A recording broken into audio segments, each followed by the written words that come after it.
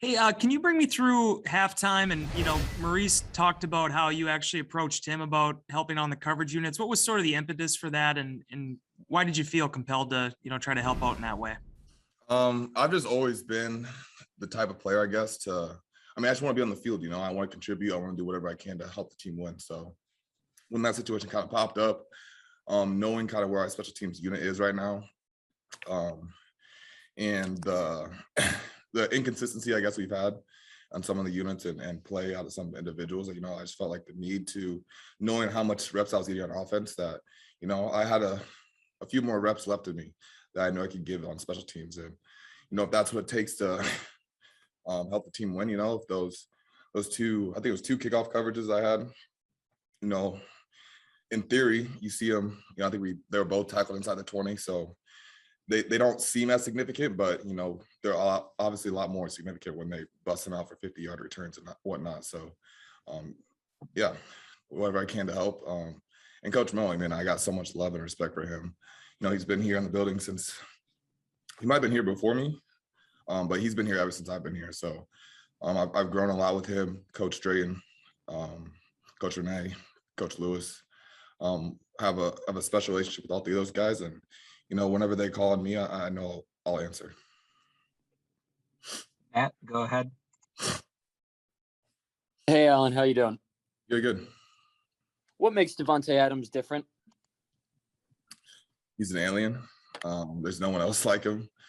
We were actually just going over one of his plays from the game on Sunday, and I was kind of just asking him if he notices like some of the stuff that he does, because he put a juke move on one of the defenders, and like it was just very unorthodox in a sense of like left, right, and he just kind of just did a little bit differently, a little bit off rhythm in a sense. So I was just kind of like critiquing him about that and just kind of asking what's going through his mind in that situation and whatnot, just trying to learn from him as much as possible. But yeah, I think what makes him so different is that he literally can do anything and everything that you want out of a receiver. I mean, he has a short game package, the release package. He can take the top off. He's a willing and able blocker at multiple times. So there's a reason why he's 99 and why I say top two, not two. Bill Huber.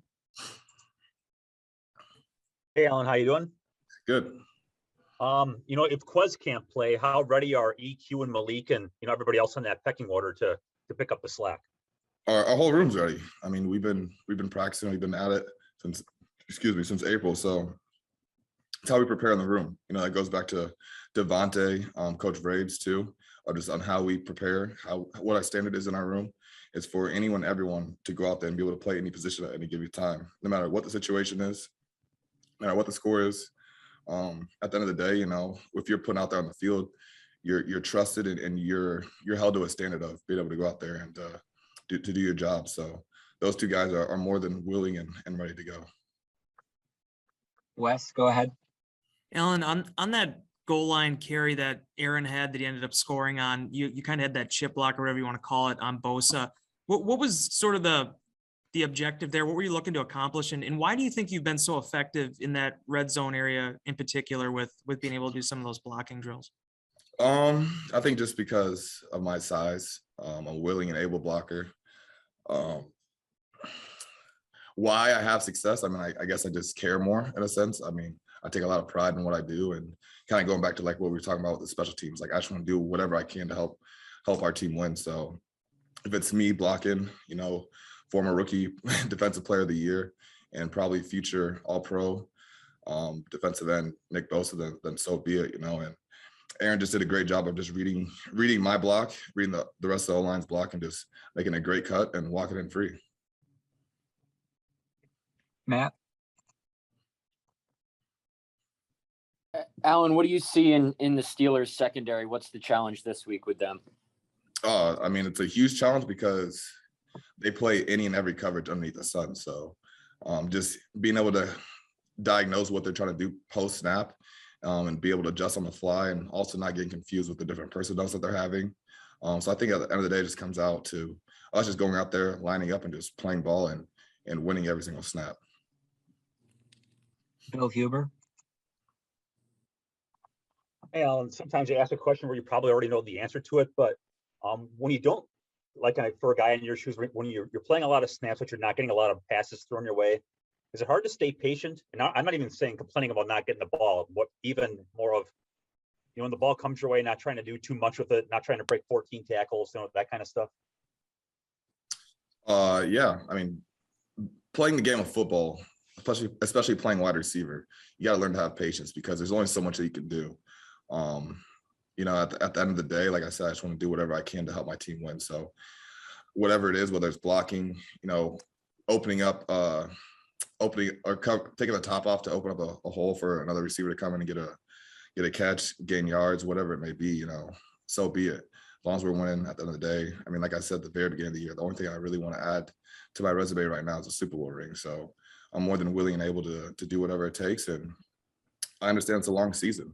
It's only week 3, and you can't get too caught up in the moment because especially if we kind of walk around with our heads held too high, reality will come back and get us, and we won't be able to have the same success that we've been having here. So we just gotta keep the same mindset, keep working at it every single day, and know that our individual success will come with the team success. Wes, go ahead. Alan, I don't know how much you've been around Yash the last 2 years. I know he did come in as a UFA, I think in 19, that same time you were making your push for the roster. I'm just wondering how well you know him, and if you do it all, just what that's been like watching him grow and to see a UFA like that contribute the way he did, in a really key game like that on Sunday. Yeah, I mean, that game was huge for him personally, given the circumstances. There's a lot of situations that kind of present like that, I feel like, on a weekly basis throughout the entire league, whether it's O-lineman, receiver, quarterback, whoever, just someone filling in a role or asking, they're getting asked more of what they've been usually having to give. So for him to be able to step up in that role to protect, 12's blind side, that's a huge honor, it's a privilege. And to be able to go out there and to do the job that he did, I made sure to let him know after the game that, that's a lot of respect that you gain from not only from people in our locker room and our building, but really the entire league. And now that you know that you can do it, you have to go out there and do it every single week. And I think him just getting that experience, going out there in that type of environment and having that success, will only lead to more success for him. He's been very, very patient, very calm.